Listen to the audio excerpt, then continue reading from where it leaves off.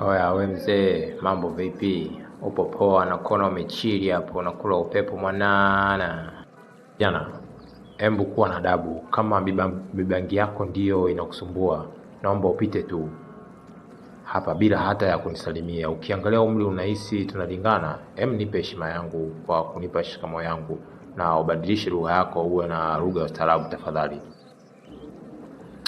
Tulia we mzee.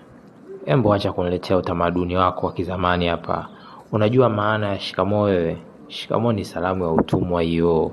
Kwani mimi ni mtumwa wako mpaka nikwambie shikamoo?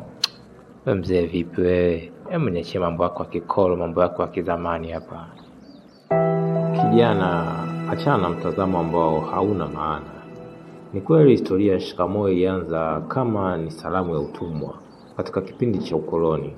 Lakini ujue lugha kila siku kukua, na baada ya kupata huru tuliweza kuendeleza maana shikamoo kama salamu rasmi ya kiheshima kwa mdogo kumsalimia mkubwa, kwa maana ya kumpa heshima mkubwa wako, na mkubwa wako itikia marahaba kama maana ya nimepokea heshima yako kijana au mwanangu.